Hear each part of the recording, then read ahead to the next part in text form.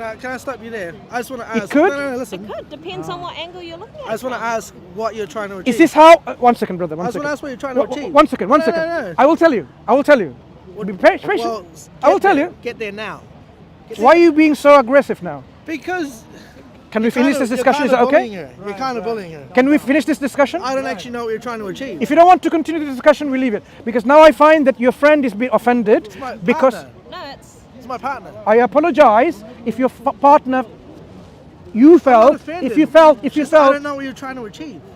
I'm trying to reason Look, your with camera's her. pointing at her as the thing that Did you're we not trying to say achieve. not to record he her? mentioned Brian. He mentioned Not to record her? But I'm just saying, is the purpose to make her look stupid? No. The purpose is to reason Then get to the and point of being what you're trying to get Okay, to. the point is this. Because you're doing exactly what I said. I'll tell you what, and I'll end this discussion. Because fine, if you find this discussion is really, I'm getting on your partner, and first of all, that's fine, look, that's fine. number one, I apologize. I am completely Number fine. two, it was not intentional. And number three, we should end this discussion. Why? Because it's getting emotional now. It's no longer in the realms of reason. I'm actually. Intellectual discussion is where we try to stimulate our brains. Buddy. Buddy. Reason doesn't occur when one person has to yell louder than the other to get a point across. Brother, I'm not yelling. No, but you are far more This is my more voice. convicting than what she is right now. She has like 2 seconds to speak to every 10 that you have. Okay, like. So gotta you're give her- finding it. If I were to explain, look, the one who explains, they explain. Ask a question, back off, let her answer. Ask a question, let her back off, Okay. answer. Like, all you're doing is prophesying. All you do is proclaiming your message. You're not actually trying to learn from her. Look. Once again, If you this said, is what am I doing is this wrong? how you feel? Okay. That's what you're doing wrong. Do you agree with You're the not even partner listening. that we can get something from nothing? No. Do you want to ask him why you can't get something from nothing? Well, because I believe in a God. I believe this was all. I'm not talking about God. There was no question of gods in here. It's about something and nothing. but that's where this whole conversation started. No, I'm talking to you about why nothingness cannot originate this universe, which is something. You said it's possible. So I would like to know, because your partner agrees with me here, so perhaps you can ask your partner to explain I to never you. said it's possible. I Well, said can it could. How? Can I bring some context into it? Yeah? Like, first of all, I'm only heated because you're not giving her a chance, okay? So if you step up on her, I step up Okay. on you. I explain. That's Okay. how that works. Explain how you can get Completely- something from nothing. I'm completely. Good. I got your I know what point you're there. saying, but- More time to explain. Go ahead. Second point of the conversation that I'm trying to point out here is you've got two conflicting things here. You've got this religious context, okay? And then this modern conversation that we're having is of colonization, how religion has become a colonization tool, okay? She comes from an indigenous culture. Just so happens that they acknowledge multiple gods, okay?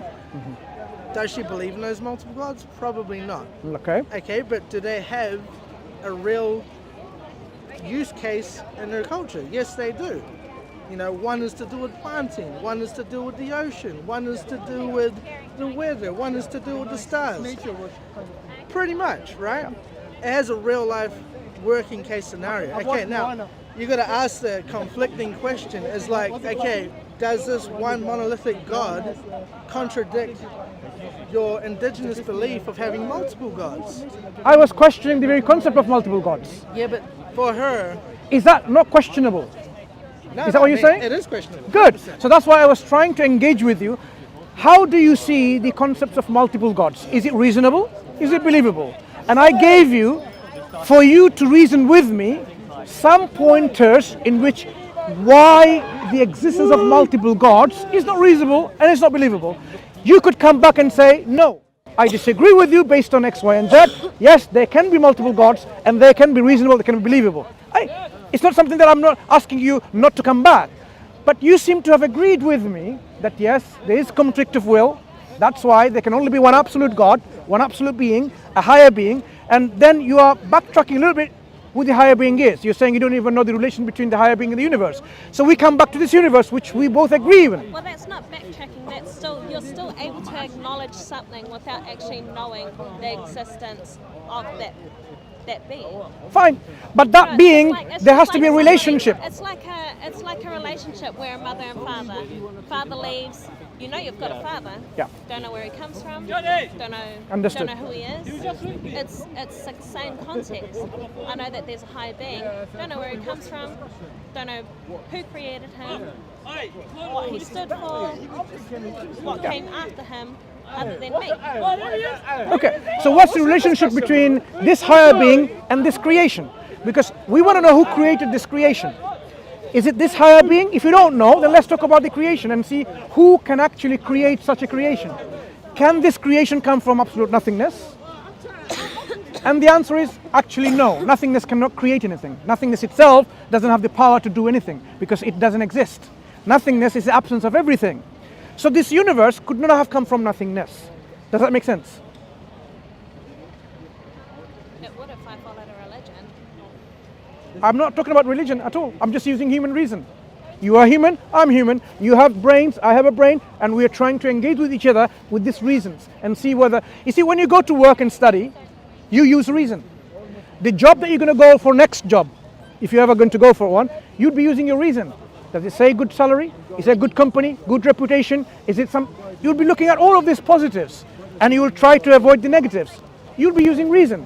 You would reason in everyday life. So there's no fault in using reason because you do that anyway in your everyday life. The coats that you wear, the food that you're going to eat, the places that you're going to live in, you always use reason. You want to use the reason to get the best out of it. Use the reason and say, this universe, could it come from nothingness? And I just gave you what this nothingness is. So can it come from nothingness? No religion attached here. Nothing to do with religion. It's to understanding about something as opposed to nothing. And something emerging from nothingness. Well, I'll add Maoridom, okay? There is a creation story that is completely different to any religious context or religious story that was told. There's a creation story. What is that? So, in Māoridom, we do come from nothingness. In Māoridom, we do come from nothingness. So there's darkness, and then one of the gods, you know, all his siblings, his parents, they're together. And then out of the nothingness, he puts his legs up between his mother and father, separate them, and in comes light. So there was something already. So there was already something, rather than nothing. She said one of the gods. Yeah. So did that one of the gods exist before this nothingness? Well, that's what I mean. They called it nothingness. And that's why I said to you, it depends on how you view. But it the wasn't idea of nothingness that brought it. But it wasn't nothingness that brought this universe. It was this gods. But like I said, it depends on the person's view that you're asking what the idea of nothingness is. Because to Māori, darkness is nothingness. Yeah, but I explained what nothingness is. Yeah, but You that's can- your idea of nothingness. Okay. When somebody says, oh, this is a banana, someone can say that it's a banana. But in real life, this is not a banana. So we are trying to be real in our understanding of reality. So if somebody says nothingness, we can't just say, oh, nothingness means 20 kilogram weight of a weight. That's not nothingness. They can define it like that, but that definitely is not nothingness. So we have to have a common ground in which we understand the reality as reality is, rather than someone's faulty description of reality. So if in your belief system someone described this umbrella is nothingness, I would say it's a faulty description. Well, who's to say that? And I'm not saying that, you know, I believe this or I don't believe this. Our ancestors But can be wrong. Who's to say that back in the time of the creations, that nothing, the word nothing, or the idea of nothing, didn't have a different meaning? Then it wasn't nothing, then it was something else. Yeah, We are but using the that's- word nothing as understood yeah, by but nothing. That's the idea of nothing today. Who's to say that nothing didn't mean something else? Yeah, so it was something else then. So we have to be really clear in the words we use. If they meant nothing as something, then we would call, they didn't say that was nothingness, it was something.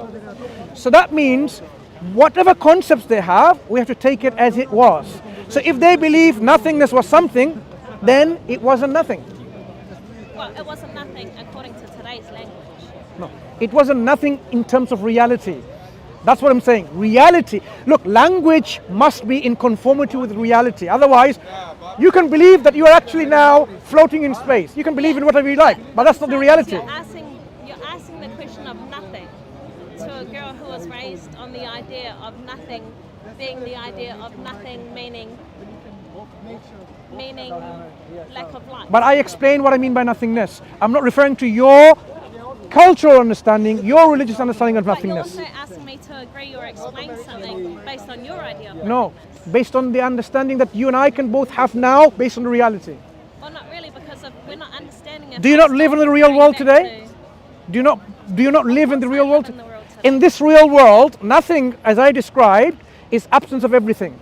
Can you not work on that definition? Or do you say, oh, this is nothing, oh, this is nothing, oh, this is nothing? You get confused. It's just like saying, Then words have no meaning then. It's just like saying, Imagine, well, it's just spirit means cabbage. It's just like When it saying says love means potato. It's just like saying if somebody The words says, have no meaning then. It's just like saying if somebody says something mean to you and you don't let it affect you, you're like, oh, it's nothing. No. Your partner earlier on says we need to speak with love and spirit and so on. Imagine somebody, love to them means potato, spirits means cabbage. Then you will say like, what are you talking about? I have no understanding what it means. The words that we use in any interaction, any discussion, we must know what they mean. I'm speaking to you in English, but I cannot use a word. Imagine a same word is existing in my language. I'm trying to mean that word, and you think, oh, when I say me, you think it means me, mean I. But actually I mean something else. Then we can't have a communication. The communication will be failure. So we are using a model of communication called verbal language and non-verbal language, as you can see my hands are moving and so on, so that we understand each other, understand the reality as it is. So I am saying, you know what reality is. The reality, there is something, and opposed to that there is nothing. This definition is not hard to grasp, it's hard to believe, where nothingness means a concept in which there was absolutely nothing. From that, your partner agrees with me, and you perhaps, when you think about it a bit more, you will agree that from that kind of nothingness, nothing will come. Something will not come from it. Because it doesn't have any energy, it doesn't have any own existence, so it cannot bring anything out of it. So this universe cannot come from such a nothingness, if I describe what that nothingness is. So it must be either always there, or it was brought into existence by something else. You and I believe that this universe couldn't have been always there, for various reasons we can go into. So it was brought into existence someone who has the ability and the power to bring to existence. Does that make sense? Yeah, agreed. I mean, I'm gonna add a really ridiculous argument to this, okay? Try. Let's talk about molecules, okay? Okay. Let's take it back to like molecules. Yeah. Everything that you're saying to me right now, and 90% of what you're saying, even 95% of what you're saying, I agree with, okay? Chances are. So let's go to atoms, let's go to molecules. You're telling me to define everything by what you're saying, your beanie, your jacket, these microphone receivers, but they're all made of atoms, they're all made of molecules, right? So these things have been formed into shapes. We then define these shapes, we then apply purpose to these shapes. We use these shapes in different ways. Now, depending on your intellect, depending on your ability to grasp concepts, may define your ability to understand or accept the concept, right? So, you're a smart guy, clearly, and you've been able to grasp some very complicated ideas. Not everyone's like that. Some people have very simplistic ways of thinking. Some have very simplistic lifestyles. And so their ability to define the things that you define are not the same, and they don't see them the same. And so though you like to state the world as if it's one finite, all-inclusive, we all know the same thing world that we live in, it is not that. We all have different intellect, we have different lives, we have different lifestyles, we have different minds. So how I define something, though you may disagree with it, it's all made of the same thing. It's all made by the same material that God gave us to play with.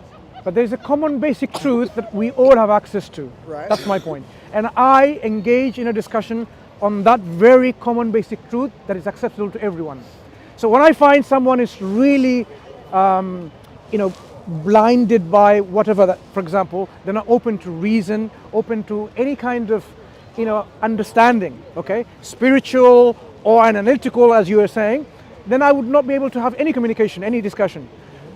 But if I see that people are, as a human being, using their intellect, the God-given faculty of rationality, then I say all of us have access universally to this basic truth using this tool.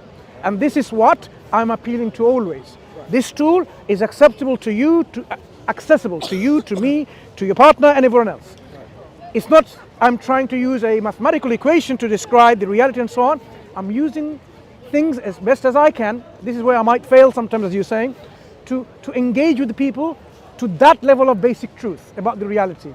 That there is a creator, that we should fulfill our obligation to this creator, because we're going to die one day and that's not the end of it. We will be resurrected again and asked, how did you spend your life? Did you really fulfill the reason I created you for, or did you just waste your time looking after money and wealth and fame and whatever? Or did you just totally was too lazy looking after your own ego and oneself?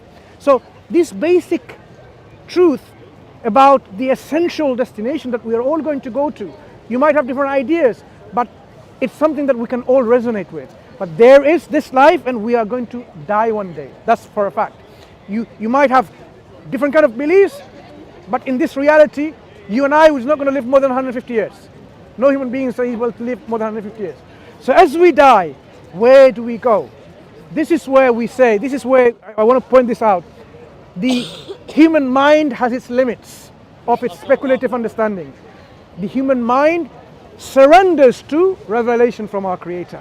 Our Creator, being just and wise and merciful, gives us guidance from Himself to understand who He is, who we are, why we're created here, what's going to happen after we die. And that's why He sends prophets and messengers. Oftentimes He gives them books, revelations, guidance, and tells them, this is what you're supposed to do. Follow this and you'll be successful in this life and the next life. As Muslims, we try to share this message, this truth with everyone else. It's up to the people what they believe in. Because at the end of the day, you'll have to account for your belief and your actions in the day of judgment that we believe in, that everyone will be accountable for what they have done. No one's going to get away. Do you think those people who have done so much wrong, so much injustice, and they die like a king, they will get away? No. Every single human beings will be resurrected to account for what they believe and what they did. In that day, God, our Creator, the one and only, the absolute sovereign, will be the judge, and He will judge them fairly. No injustice will be done on that day. This is the message that we are trying to convey and share to the people. And we're saying Islam is that message from our Creator from day one of the creation of human beings. All the prophets and messengers in the past, they brought the same message. Jesus brought the same message. Moses brought the same message. So when we talk about Abrahamic faiths, they brought the same message of submission to one and only Creator. We call that submission, the state of submission, Islam. That's what the Arabic word means. Your sincere, willing submission and surrender of your will to the will of this one true Creator. Whoever does this, we call them in Arabic a Muslim, a submitter. That is what we are saying is what is the purpose of your life to be a Muslim, to live a life of justice and fairness and kindness and so on.